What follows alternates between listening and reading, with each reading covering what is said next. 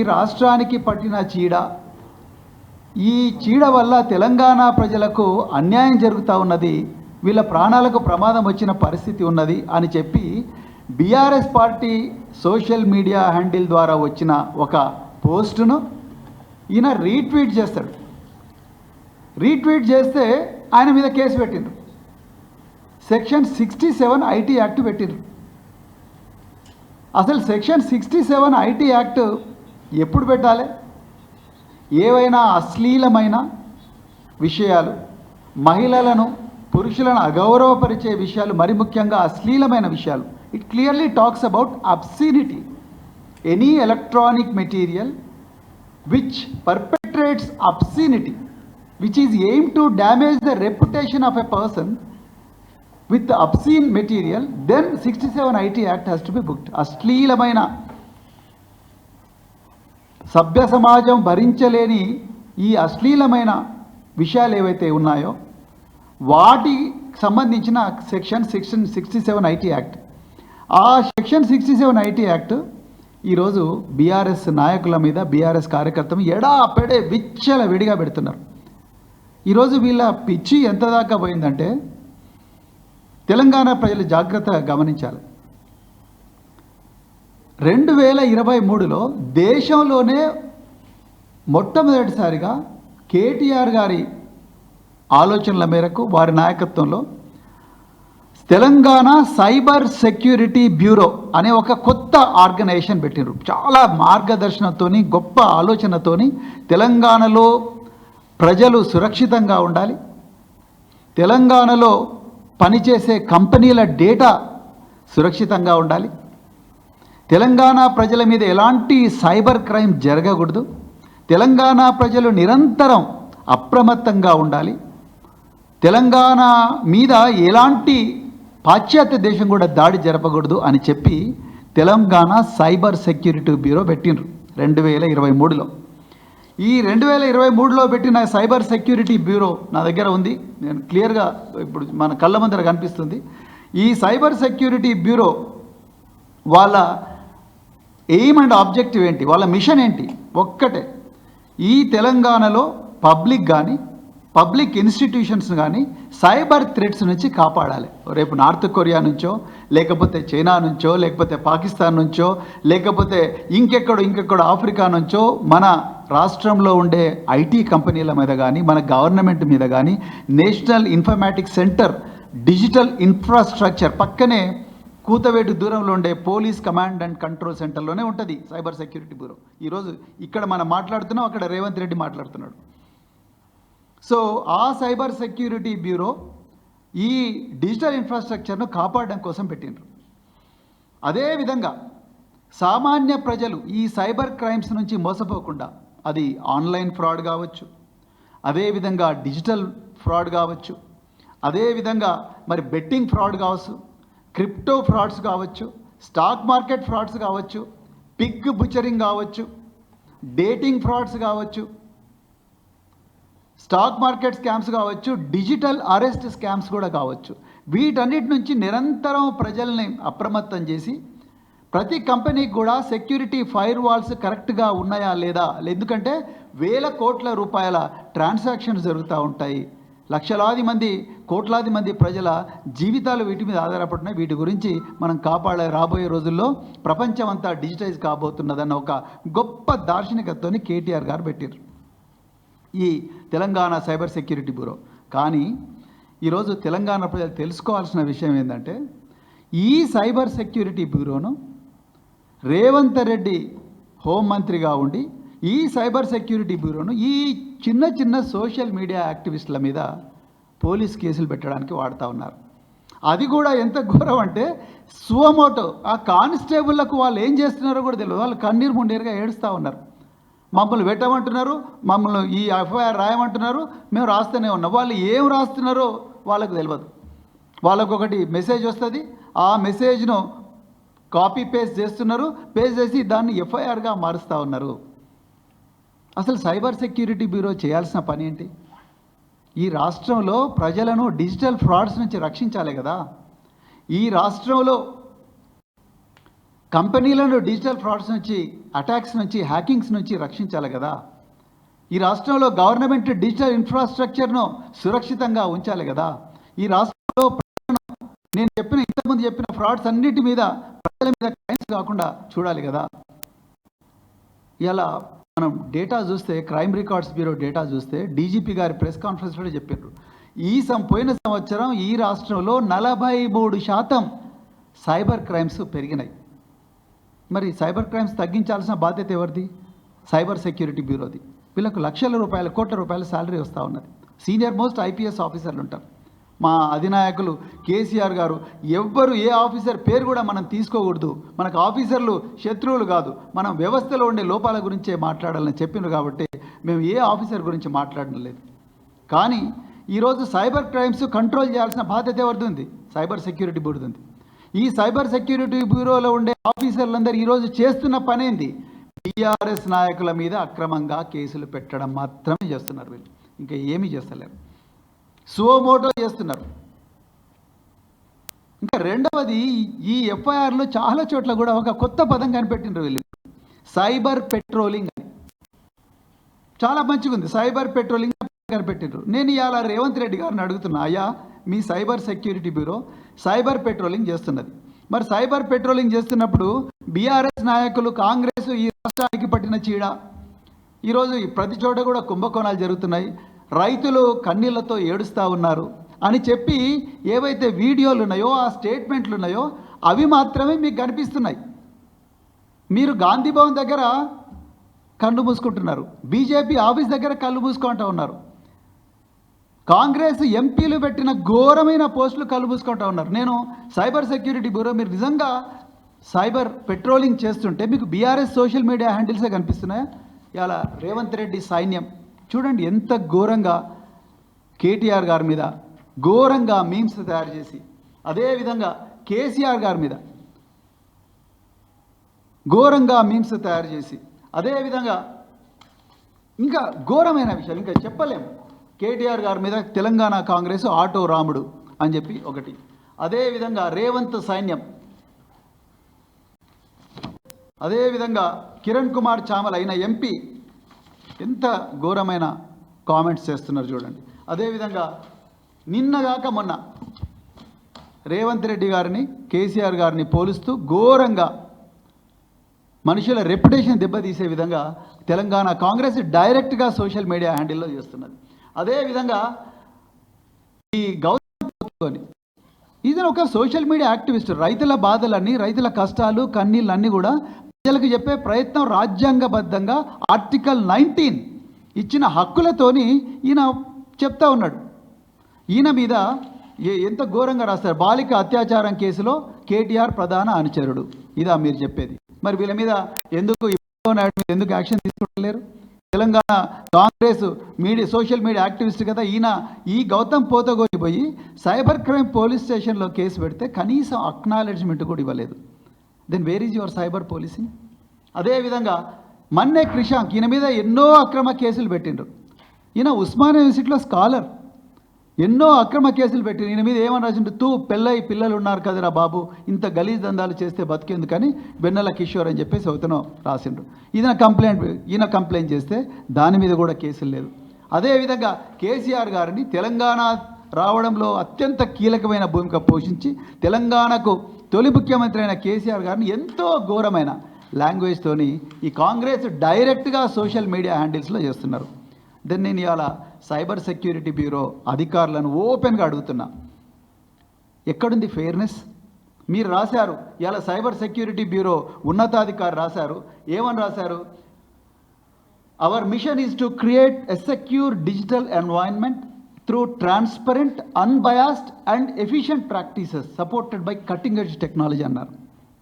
నేను అధికారులను అడుగుతా ఉన్నా, ఎక్కడుంది ట్రాన్స్పరెన్సీ? ఎక్కడ ఉంది ఇక్కడ అన్బయాస్డ్?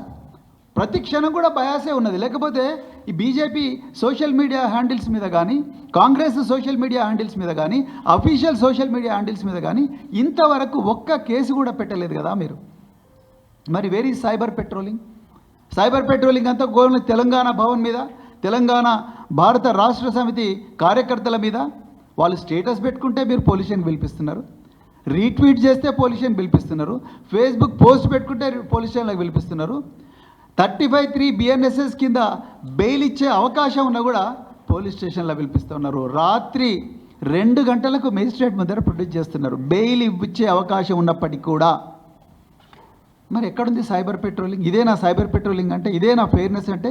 ఇదేనా ఆర్టికల్ 14 రాజ్యాంగం ఇచ్చిన ఈక్వాలిటీ అంటే? సమానత్వ, స్వేచ్ఛ, సమన్యాయం, సౌభ్రాతృత్వం, సమానత్వం అని రాజ్యాంగ పీఠికలో ఉన్నది కదా. రాజ్యాంగం పట్టుకొని తిరుగుతున్నాడు కదా రాహుల్ గాంధీ. మరి ఏమైంది? ఎక్కడ పోయింది? అంటే ఇంత కానిస్టేబుల్తో సోమోటో మీరు ఎఫ్ఐఆర్లు చేయగలిగినప్పుడు మరి వీళ్ళ మీద కూడా Telangana Congress social media handles మీద కూడా చేయాలి కదా. ఆ గౌతమ్ పోతగోన్ అంటే ఆయన ఏం పాపం చేసిండు? డైరెక్ట్గా ఆయన మీద ఒక అమ్మాయి అత్యాచారం అని చెప్పేసి అంటా ఉన్నారు. ఆయన పోయి కంప్లైంట్ ఇస్తే నా మీద ఇంత ఘోరంగా అపవాదులు వేస్తున్నారు, కంప్లైంట్ ఇస్తే మరి తీసుకుంటలేదు. Where is the fairness? ఎక్కడుంది right to equality? Article section 173 BNSS ఏం చెప్తున్నది? Every citizen has a right to have FIR registered. Lalita Kumari versus state of UP 2014లో గొప్ప జడ్జిమెంట్ వచ్చింది. ఏ సిటిజన్కైనా పొల్యూషన్ పోతే ముందు ఎఫ్ఐఆర్ ఇష్యూ చేయండి, దాని తర్వాత ఇన్వెస్టిగేట్ చేయండి, తప్పని రాయండి, రైట్ అయితే మీరు అరెస్ట్ చేయండి అని చెప్పిండ్రు. మరి ఎందుకు మీరు చేయడం లేదు? అంటే ఇవన్నీ కూడా ఇందులో తెలంగాణలో ఇప్పుడు ఏం జరుగుతుందంటే రేవంత్ రెడ్డే బాధితుడు, రేవంత్ రెడ్డే ఫిర్యాదుదారు, రేవంత్ రెడ్డే పోలీస్ ఆఫీసరు, రేవంత్ రెడ్డే ఇన్వెస్టిగేటరు, రేవంత్ రెడ్డే క్లోజ్ టీమ్, రేవంత్ రెడ్డే మెజిస్ట్రేట్ అయిపోయాడు, రేవంత్ రెడ్డే జైలు వార్డెన్ అయిపోయాడు, జైలు సూపరింటెండెంట్ అయిపోయాడు, రేవంత్ రెడ్డే తలార్ అయిపోయాడు. అన్నీ ఆయనే చేస్తున్నాడు. తెలంగాణలో 3.5 కోట్ల మంది ప్రజలకు ఏమీ అందరూ సంతోషంగా ఉన్నారంట. ఒక రేవంత్ రెడ్డి మాత్రమే బాధితుడుగా, నేను బాధితుడుగా ఉన్నా, నేను ముఖ్యమంత్రిని, నేను హోంమంత్రిని, నన్ను అనవసరంగా జైల్లో పెట్టిండ్రు, నన్ను అనవసరంగా 16 రోజులు చీకటి నరకకూపంలో పెట్టిండ్రు అని అబద్ధాలు. మళ్ళీ అదే ABN Andhra Jyothi open heart with ఆర్కేలోనేమో నన్ను అందరు మంచిగా చూసుకున్నారు. నాకెవరో ఆయన పేరు ఉండే నాగయ్య అనే ఒక దళితుడని ఆయన నాగయ్య ఒక మాదిగ సమాజానికి చెందిన వ్యక్తి అంటూనే ఉన్నాడు, మళ్ళీ వాడు అంటున్నాడు. ఇదేనా భూస్వామ్య విధానం? అంటే ఇది కాకపోతే ఏంది రేవంత్ రెడ్డి? ఒకవైపు ఏమో నాగయ్య నాకు మంచిగా వంటిండు అంటావు, ఇంకోసారి వాడు అంటావు, రెండోదేమో నేను పైన కూర్చున్నా వాడు కింద కూర్చున్నాడు అంటావు. వాడు ఆయన మరి ఇక్కడనే మళ్ళీ అసెంబ్లీ సాక్షినేమో నేను మాదిగోళ్ళు మేమందరం కూడా కలిసే ఉంటాం అంటారు. ఏంది అసలు ఏం జరుగుతున్నది ఇక్కడ? ఇంత ఫ్రస్ట్రేషన్ ఎందుకు మీకు? మీరే ఫిర్యాదుదారు, మీరే బాధితుడు, మళ్ళీ మీరే నిందితుడు, అన్నీ మీరే అవుతున్నారు. నిజానికి నేను మళ్ళీ రిక్వెస్ట్ చేస్తున్నా తెలంగాణ ప్రజలకు, ఒక్కసారి పోలీసులు వాళ్ళు చేయాల్సిన పని చేయడం లేదు. నేను తెలంగాణ సైబర్ సెక్యూరిటీ బ్యూరో ఆఫీసుల్లో ఉండే ఆఫీసర్లకు నేను ఒక్కటే రిక్వెస్ట్ చేస్తున్నా, మీరు పక్కనే ఉన్నారు, తెలంగాణ భవన్ పక్కనే ఇంటిగ్రేటెడ్ కమాండ్ అండ్ కంట్రోల్ సెంటర్లో ఉన్నారు. మీకు అద్దాల భవంతి, ప్రపంచంలో ఎక్కడ లేని విధంగా ఫెసిలిటీస్ కేసీఆర్ గారు మీకు ఇచ్చింది. పారదర్శకంగా మీరే రాసుకున్నారు మీ వెబ్సైట్లో, అన్బయాస్డ్ అని చెప్పి, unbiased, transparent and efficient practices అన్నారు. Please try to be unbiased, please try to be transparent, please try to be efficient in controlling corruption, in controlling digital frauds. ఇలా మీరు నిజంగా ఎక్కడ సైబర్ పెట్రోలింగ్ చేయాలని నేను చెప్తా వినండి. మీరు సైబర్ పెట్రోలింగ్ చేయాల్సింది సెక్రటరియట్లో చేయండి. ఓపెన్ చెప్తున్నా, సెక్రటరియట్లో చేయండి. తెలంగాణ ప్రజలకు న్యాయం జరుగుతుంది. సెక్రటరియట్లో అన్ని HODలకు ఈ ఆఫీస్ అని ఒక పోర్టల్ ఉంటుంది. ప్రతి ఫైల్ కూడా ఎలక్ట్రానిక్ మానిటరింగ్ ఉంటుంది, ఎలక్ట్రానిక్ మూమెంట్ జరుగుతుంది. ప్రతి ఫైల్ కూడా ఫస్ట్ సెక్షన్ ఆఫీసర్ నుంచి, తర్వాత అసిస్టెంట్ సెక్రటరీకి పోతుంది, అసిస్టెంట్ సెక్రటరీ నుంచి డిప్యూటీ సెక్రటరీ పోతుంది, అడిషనల్ సెక్రటరీ పోతుంది, HODకి పోతుంది, ప్రిన్సిపల్ సెక్రటరీకి పోతుంది, ఫస్ట్ ప్రిన్సిపల్ సెక్రటరీ పోతుంది, తర్వాత మినిస్టర్కి పోతుంది. అదే ధరణి పోర్టల్లో అయితే MRO నుంచి మొదలవుతుంది, MRO నుంచి RDOకి వస్తుంది, RDO నుంచి కలెక్టర్కి వస్తుంది, కలెక్టర్ నుంచి CCLAకి వస్తుంది. మీరు ఆ పోర్టల్ మీకు దమ్ముంటే, మీ సైబర్ సెక్యూరిటీ వర్క్ నిజంగా దమ్ముంటే మీరు దాంట్లోకి వెళ్ళండి. గో టు ఈ office and then start policing, then you understand where the corruption is. మేము చెప్తాం ఎక్కడుందో corruption. I have evidence. You come to me, I will give you evidence where files are being stopped. ఎక్కడ files ఆపుతున్నారు? Senior citizens అని చూడకుండా పేద రైతులను చూడకుండా ఎంఆర్ఓ క్లియర్ చేస్తే డిజిటల్ సిగ్నేచర్తోని, ఆర్డీఓ క్లియర్ చేస్తే డిజిటల్ సిగ్నేచర్తోని, కలెక్టర్ క్లియర్ చేసి ప్రొసీడింగ్స్ ఇస్తే డిజిటల్ సిగ్నేచర్తోని, after that it comes to సీసీఎల్ఏలో కనీసం అంటే 1 సంవత్సరం పాటు ఫైల్స్ వెయిటింగ్ ఉన్నాయి. మరి ఎక్కడ పోయింది సైబర్ సెక్యూరిటీ బ్యూరో? ఎక్కడ మీరు తెలంగాణ ప్రజల ఆస్తులను కాపాడుతూ ఉన్నారు? రైతులు భూములు అమ్ముకోవద్దా? ధరణిలో లోపాలు జరిగినాయి, ఆ లోపాలను సరిదిద్దుకోవడానికి ఒక ప్రొసీజర్ ఉన్నది. మరి మీరు ఎందుకు చేయడం లేదు? అదేవిధంగా హెచ్ఎండిఏలో అందరూ రియాల్టర్లు ఏడుస్తూ ఉన్నారు. ప్రతిదీ ఎలక్ట్రానిక్. ఈ ఆఫీస్లో first case officer, section officer నుంచో క్లర్క్ నుంచో మొదలవుతుంది. నెక్స్ట్ సెక్షన్ ఆఫీసర్, దాని తర్వాత అసిస్టెంట్ సెక్రటరీ, దాని తర్వాత town planning officer, chief planning officer, city planning officer, దాని తర్వాత కమిషనర్. ఏ ఫైల్ కూడా ప్రతిది కూడా ఏ ఆఫీసర్ దగ్గర ఎన్ని నిమిషాలు ఉండాలి, ఎన్ని రోజులు ఉండాలని క్లియర్గా రాసి ఉంటుంది. సర్వీస్ లెవెల్ అగ్రిమెంట్స్ ఉన్నాయి. ఆయన కూడా ఫైల్స్ మూవ్ అవుతలేవు. ఎక్కడైతే అక్కడ పోయి రాజ్యాంగేతర శక్తులు రేవంత్ రెడ్డి బ్రదర్స్ ఉన్నారో అక్కడ ఆర్ఆర్ ట్యాక్స్ కడితేనే ఇక్కడ ఫైల్స్ రిలీజ్ అవుతున్నాయి. ఏది పేపర్ మీద ఉండదు, అంత కమ్యూనికేషన్ ఫేస్ టైం ద్వారా జరుగుతుంది. ఎట్లా కనుక్కుంటారు? ఇక్కడ మీరు ఉండాలి కదా సైబర్ సెక్యూరిటీ బ్యూరో వాళ్ళు. ఇక్కడ సైబర్ సెక్యూరిటీ బ్యూరో వాళ్ళు అంటే ఎక్కడ తెలంగాణ ప్రజల ఆస్తులు ఎవరు కొల్లగొడుతున్నారు అనేది చూడాల్సిన అవసరం ఉన్నది. మీరు ఇంత సీనియర్ ఆఫీసర్లు, చాలా డెకరేటెడ్ ఆఫీసర్లు, మరి మీ హయాంలో ఇట్లా జరగకూడదు కదా. మీరు రేవంత్ రెడ్డి గారు ఇచ్చిన అక్రమమైన ఆదేశాలు ఒక్కటే రోజు 9 కేసులు ఎట్లా పెడతారండి? నాకు అర్థం కాదు. అది అక్రమ కేసులు. ఇక రేవతి అనే ఒక మహిళా జర్నలిస్ట్ మీద, అదైతే ఘోరం. ఒక రేవతి అనే మహిళా జర్నలిస్ట్ మీద, దిలీప్ కొనతం అనే ఇంకొక యాక్టివిస్ట్ మీద సెక్షన్ 111 బిఎన్ఎస్ కింద పెట్టినరు. అసలు పోలీస్ ఆఫీసర్లు చూస్తున్నారా? చట్టం చదువుతున్నారా మీరు? 111 భారత న్యాయ సంహిత సెక్షన్ దేని గురించి మాట్లాడుతుంది? ఆర్గనైజ్డ్ క్రైమ్ గురించి మాట్లాడుతుంది. వ్యవస్థీకృత నేరాల గురించి మాట్లాడుతున్నది. ఆర్గనైజ్డ్ క్రైమ్ అంటే ఏంటి?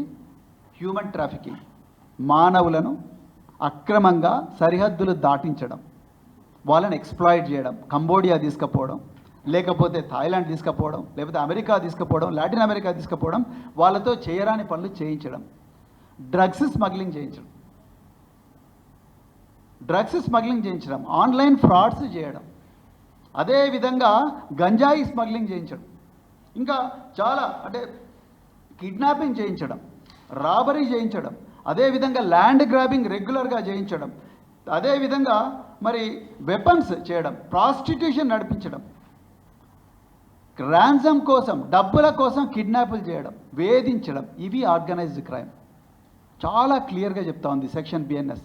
కేరళలో ఈ మధ్యన జడ్జిమెంట్ వచ్చింది. కనీసం 10 సంవత్సరాల పాటు జరిగితే తప్ప ఇది ఆర్గనైజ్డ్ క్రైమ్ కిందికి రాదు. వీళ్ళ మీద మల్టిపుల్ ఎఫ్ఐఆర్స్ అయి ఉండాలి. నేను చెప్పిన నేరాలు మాత్రమే వస్తాయి. క్లియర్గా సెక్షన్ 111 చెప్పింది. కానీ మీరు రేవతి అనే ఒక జర్నలిస్ట్ మీద, దిలీప్ కొనతం మీద పెట్టింది ఏంటి? సెక్షన్ 111 పెట్టినరు. అసలు చదువుతున్నారా మీరు చట్టం? సోషల్ మీడియాలో ప్రజల బాధలను సోషల్ మీడియాలో పోస్ట్ చేస్తే, ఛానల్లో పోస్ట్ చేస్తే అది ఆర్గనైజ్డ్ క్రైమ్ ఎట్లా అవుతుంది? నిజానికి ఈరోజు తెలంగాణలో ఆర్గనైజ్డ్ క్రైమ్ చేస్తున్నది ఎవరు? కాంగ్రెస్ పార్టీ బీజేపీలు 2 కలిసి ఆర్గనైజ్డ్ క్రైమ్ చేస్తున్నాయి. ఇది వాస్తవం. ఎఫ్ఐఆర్లన్నీ కూడా గాంధీ భవన్లో మ్యానుఫ్యాక్చర్ అవుతున్నాయి. ఆర్డర్ ఏమో చీఫ్ మినిస్టర్ ఆఫీస్ నుంచి వస్తుంది. అక్కడి నుండి ఏకదమ్మున 10 మంది కోదాడ నుంచి కొడంగల్ దాకా, అలంపూర్ నుంచి ఆదిలాబాద్ దాకా పోలీస్ స్టేషన్లకు పోతారు. 2 నిమిషాల ఎఫ్ఐఆర్ ఇస్తారు. 9 గంటల 20 నిమిషాలకు కంప్లైంట్ ఇస్తే 10 గంటల 10 నిమిషాలకు ఎఫ్ఐఆర్ అయిపోతుంది. బీఆర్ఎస్ నాయకులు వందలాది కంప్లైంట్స్ ఇచ్చిండ్రు. ఒక్క కంప్లైంట్ కూడా ఇంతవరకు ఎఫ్ఐఆర్ కాలేదు. మరి ఎక్కడ పోయింది? ఎక్కడుంది ఫెయిర్నెస్? నిజంగా ఆర్గనైజ్డ్ క్రైమ్ ఇది కాదా? ఇవాళ కాంట్రాక్టర్స్ అందరు కూడా ఫైనాన్స్ డిపార్ట్మెంట్కి పోయి మాకు 20% ఇచ్చినా కూడా బిల్స్ కావడం లేదంటున్నారు. ఇది ఆర్గనైజ్డ్ క్రైమ్ కాదా? మేము ఎంతోమంది రూలింగ్ పార్టీ ఎమ్మెల్యేలతో పైరవి చేయించినా కూడా మా ఫైల్స్ క్లియర్ కావడం లేదనేది ప్రజలు అంటా ఉన్నారు. రూలింగ్ పార్టీ ఎమ్మెల్యేలు అసెంబ్లీ సాక్షిగా ఈ కొండగల్లో ఏదో వెల్మల అండ్ కొండగల్ అనేది ఒక గ్రామం ఉంటుంది, అక్కడ మరి 100 ఎకరాల భూములు కబ్జాకు గురవుతుందని చెప్పడం, అది ఆర్గనైజ్డ్ క్రైమ్ కాదా? ఇది కదా ఆర్గనైజ్డ్ క్రైమ్. మీరు ఇక్కడ ఉండాలి. ఈ సెక్షన్ 111 పెట్టాల్సింది మీ రూలింగ్ పార్టీ మినిస్టర్ల మీద, వాళ్ళ మీద కదా పెట్టాల్సింది. మీరు ఈ జర్నలిస్టుల మీద ఎట్లా పెడతారు? నకరేకల్లో లీకేజ్ కేసులో ఒకటే కేసులో 3 ఎఫ్ఐఆర్లు కేటీఆర్ గారి మీద, మన్నె క్రిషాంక్ మీద, దిలీప్ కొంత మీద ఎట్లయితాయి? నిజానికి దానిలో ప్రధాన నిందితుడు ఎవరు? రేవంత్ రెడ్డి. ఎందుకంటే ఆయన education minister. Under his eyes, under his knows this crime has happened. ఆయన మళ్ళీ చెప్తున్నాడు రేవంత్ రెడ్డి గారు, విద్యాశాఖను కావాలనే నేను పెట్టుకున్నా అంటున్నాడు. మరి మీరు పెట్టుకున్నప్పుడు విద్యార్థులు, నేను సోషల్ వెల్ఫేర్ సెక్రటరీగా పనిచేసిన ఆ నకరేకల్ గురుకుల పాఠశాల నా హయాంలోనే ఉండింది, మా ఆధీనంలో ఉండింది. 2 అంతస్తుల బిల్డింగు, చుట్టూ కాంపౌండ్ వాల్ ఉంటుంది. ఈ కాంపౌండ్ వాల్ ఉన్న బిల్డింగ్లోకి ఈ నిందితులు పోలీసులు 2-3 ముందరున్నారని తెలిసి వెనక నుంచి పోయి గోడ ఎక్కి మొదటి అంతస్తుకు పోయి అమ్మాయిని భయపెట్టించి ఫోటో తీసుకుంటారంట. బయటికి పోతారంట. బయటికి పోయి జిరాక్స్ సెంటర్కి పోయి జిరాక్స్లో మొత్తం కూడా ఆన్సర్లు అన్నీ రాయించుకొని వాట్సాప్లో సర్క్యులేట్ చేస్తారు. అసలు నిందితులు ఎవరు ఇక్కడ? అక్కడున్న పోలీస్ అధికారులు, అక్కడున్న నిందితులు ఎవరైతే కాంగ్రెస్ పార్టీలో అక్కడున్న ఎమ్మెల్యే వేముల వీరేశంతో తిరిగిన వ్యక్తులు, వాళ్ళందరూ సోషల్ మీడియా హ్యాండిల్స్లో చాలా క్లియర్గా ఉంది. అవి ప్రజలకు చెప్పే ప్రయత్నం చేసిండు మన్నె క్రిషాంక్. ఆయన నేరస్తుడు ఎట్లయితాడండి? నేరస్తుడు కావాల్సింది అక్కడున్న డిఓ, ఎంఈఓ, ఆ ఎగ్జామినేషన్ సూపరింటెండెంట్, అక్కడున్న బందోబస్తున్న పోలీస్ ఆఫీసర్ కదా. మరి ఎట్లా ఆయన నేరస్తుడు ఎట్లా అవుతాడు? అదేవిధంగా సుప్రీంకోర్టు చాలా క్లియర్గా చెప్పింది, డివిజన్ బెంచ్ కూడా చెప్పింది, ఒకటే ఇష్యూలో ఒకటే ఎఫ్ఐఆర్ ఇష్యూ చేయాలి. 3 ఎఫ్ఐఆర్లు ఎట్లా ఇష్యూ చేస్తారు? 3 ఎఫ్ఐఆర్ అంటే మీకు ఏం చేయాలనో తోస్తలేదు. బీఆర్ఎస్ పార్టీ మీ తప్పులను ప్రతిరోజు కూడా ప్రజల పక్షాన నిలబడి ఎండగడతా ఉన్నది. మీరు చేసే దారుణాలను, దుర్మార్గాలను ప్రజల ముందు పెడతా ఉన్నది. మీరు అవన్నీ కప్పిపుచ్చుకోవడానికి కోసం డిసెప్షన్, డైవర్షన్, పక్కదో పట్టించడం, అక్రమ కేసులు పెట్టడం, వీళ్ళందరూ ఇళ్లలకు పోయి అక్కడ చేయడం. నేను మళ్ళీ రిపీట్ చేస్తున్న, చేతులు జోడించి తెలంగాణ పోలీస్ అధికారులకు, తెలంగాణలో ఉండే అందరూ సీనియర్ ఆఫీసర్లకు, అన్ని డిపార్ట్మెంట్ సీనియర్ ఆఫీసర్లకు చెప్తా ఉన్నా, దయచేసి ఈ అక్రమ ఆదేశాలు పాటించకండి. మీరు రాజ్యాంగబద్ధంగా నడుచుకోండి.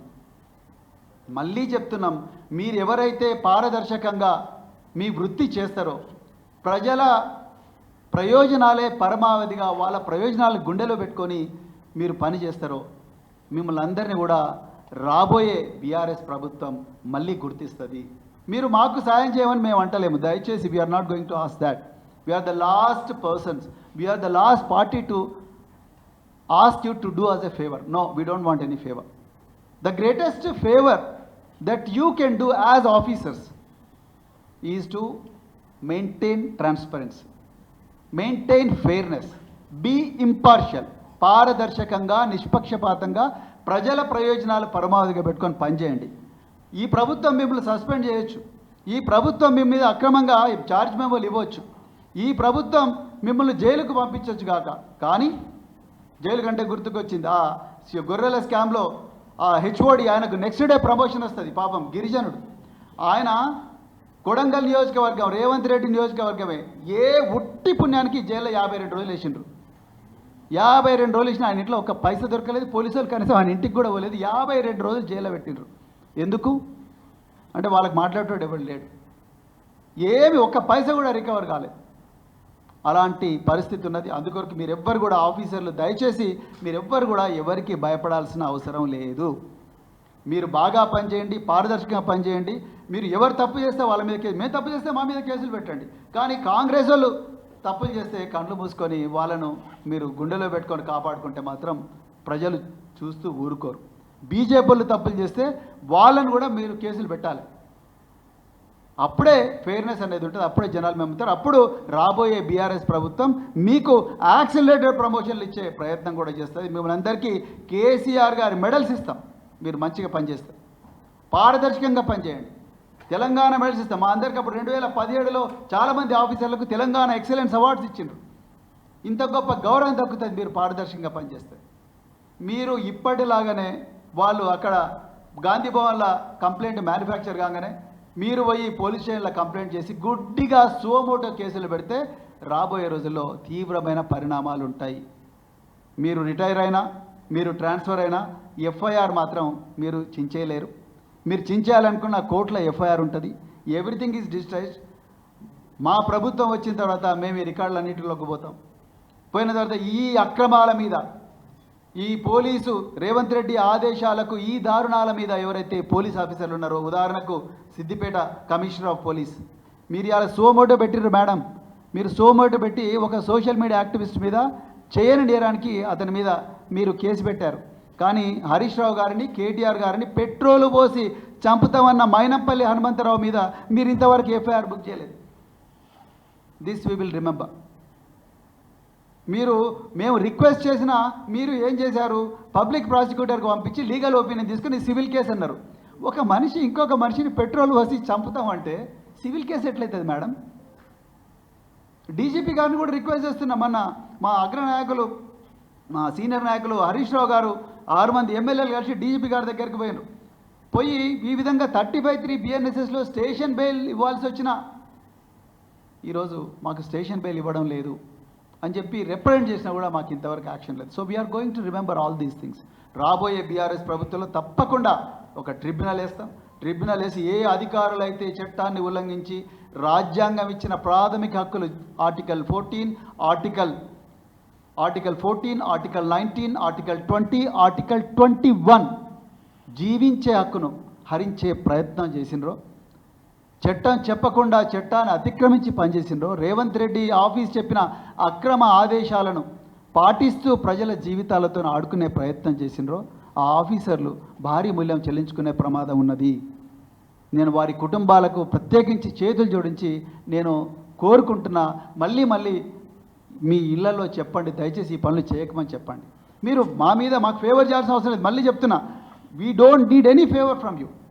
All the favor that we are requesting, we are praying for is fairness, transparency and efficient handling of the entire thing. అదొక్కటే మేము కోరుకుంటాం, అంతే తప్ప దయచేసి మీరందరూ కూడా ఎఫిషియెంట్ పీపులే. మా పార్టీ ప్రభుత్వంలో ఉన్నప్పుడు 10 సంవత్సరాలు మీరందరూ కూడా బాగా పనిచేసినప్పుడు బాగా పనిచేసిన వాళ్ళందరినీ కూడా చాలా గొప్పగా చూసుకున్నారు. కానీ ఈరోజు ఇప్పుడొచ్చిన కాంగ్రెస్ ప్రభుత్వం వాళ్ళ దోపిడీ నిరంతరంగా సాగించడం కోసం మీ అందరి జీవితాలతో మిమ్మల్ని పావులుగా వాడుకుంటూ మీ అందరితోనే తప్పుడు పనులు చేస్తూ ఉన్నారు. దయచేసి వాళ్ళ ఆ చదరంగంలో మీరు పావులు కాకండి. ఆ దోపిడీ వ్యవస్థలో మీరు భాగస్వామి కాకండి. మీకు కూడా కుటుంబాలు ఉన్నాయి, మీకు కూడా గొప్ప సర్వీస్ ఉన్నది, మీకు కూడా కెరియర్ ఉన్నది.